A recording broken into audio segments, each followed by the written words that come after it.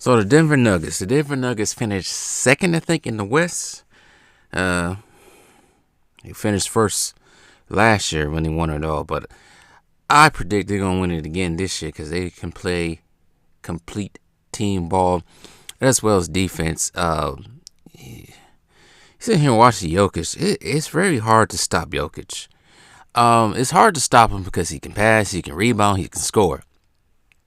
Defensive wise, he can be a lot better, but I think with the use of Aaron Gordon, Michael Porter Jr., and others, his defensive walls are pretty much covered up because they also play team defense.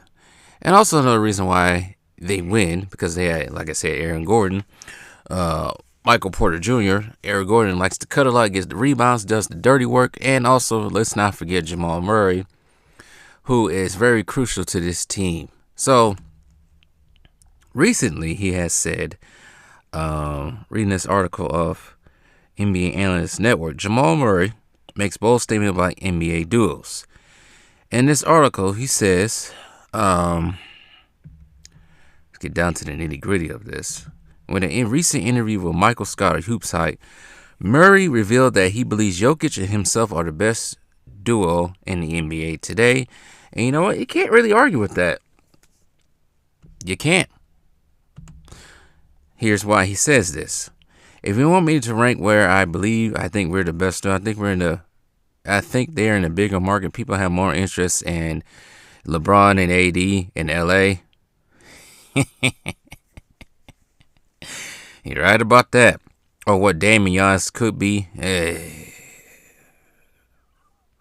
Or what Luka and Kyrie could do. If we're talking about the best duos and getting the job done now, how they play for each other and read each other, I think me and Jokic are doubly number one, Murray said to Scott.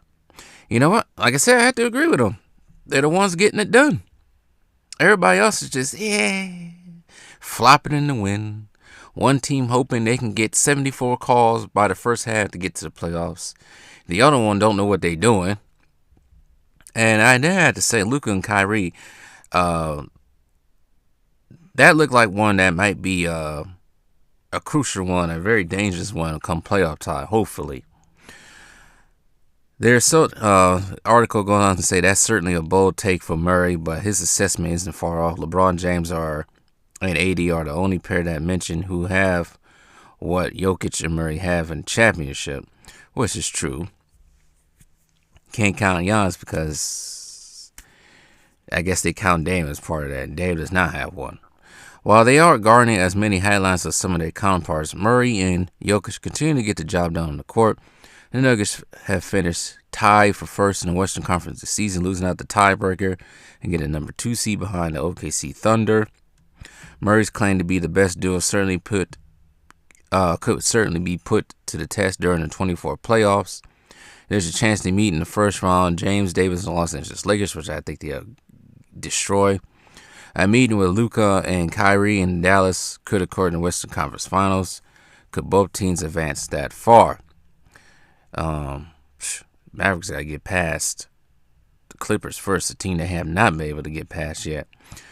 Yeah, it's probably the best duo, and I think the only good duo that's in the playoffs that does not include the other half of the duo is not an all-star. If you look at the all-star duos he named, all those have been all-stars. And you look at the other ones not named, Jason Tatum, Jason Tatum and Jaylen Brown, they're all-stars. So I'm thinking of another one, duo out there that's in the playoffs. Curry and, I guess you can count Curry and Thompson all-stars. So, even though Thompson hasn't been an all-star in some years, but they have all been all-stars. Jamal Murray is not an all-star. So, yeah, I had to say it. That's probably the best one. I cannot lie. He did not lie. He did not tell any lies. Anybody who disagrees, well, they're in denial. Now, he also goes on to say in this same interview, I think the person interviewing says, given your playoff success and regular season stats, have you been surprised at this point?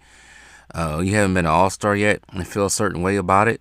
And Jamal Murray responds saying, I know I'm better than some of the all-stars that have been selected.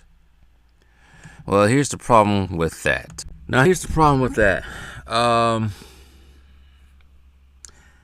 think this year, I think he played in enough games. Um, you gotta look at the other All Stars this year. I don't look at the reserves. I'm trying to remember who was even on the All Star team this year. I don't really know, but he continues to say it's not really boils down to what bothers me like that. I know I don't need to prove it to myself, right? I think it's annoying sometimes how you, just because you haven't made an all-star, they don't put you into certain conversations or whatever for whatever reason, when certainly a lot of people would take you over others. And it's not like it bothers me too much. It's one of those things that we got to make clear. And that's what's separating me from the greatness. That I got to make an all-star one of these days, hopefully next year. And that's pretty much finished the end of that right there. But like I said, I think he should have been an all-star. But you also got to think about who he's playing with, too, as well. I think most people believe Jokic is the best player in the league. But also, when Jokic did not have Jamal Murray, they didn't do anything. Let me look at Jamal Murray's stats right quick.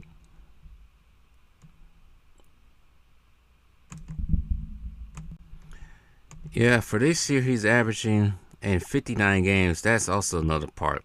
I did not know he played in 59 games. I thought he played more than that. So in 59 games, he averaged 21 points, 4 rebounds, 6 assists, shooting 48% from the field, 42% from the field goal line as well. Win shares 5.9. I think to compare to the other guards who was choosing over him, I don't even think he was even choosing. I can't use him. Old boy of Sacramento. Should I think of the other guards? Devin Booker. I think Paul George made it this year. I'm trying to think off memory who made it this year to the All-Star game. I don't even think Paul George is considered a guard. There's no way he's beating out Curry. I didn't think Curry started this year. I think it was Jokic, Shea, just to name a few, Anthony Edwards. I think sometimes when it comes to the All-Star game, it is also due to popularity as well.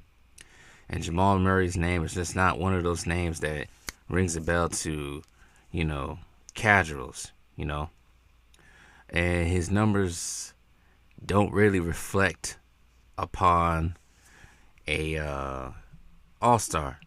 It's crazy because a couple years ago, 21 points a game would get you an all-star nod as a reserve.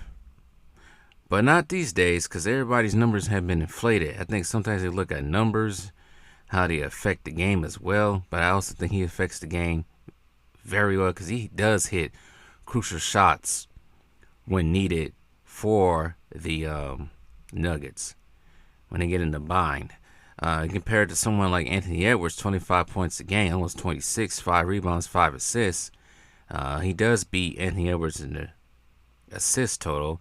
And he does beat Anthony Edwards from 3 because Anthony Edwards is shooting 35% right now from the 3. And field goals is 46% all total. But Anthony Edwards leads that team. Jokic leads the Denver Nuggets. Jokic's name supersedes Jamal Murray. So there it is when it comes to that. Maybe next year. I think he has to play in a little bit more games. But I think his impact for the Nuggets is up there behind Jokic. So, yeah, that's just the way it goes in the NBA. There's lots of people who I thought should have been more All-Stars more. But what are you going to do?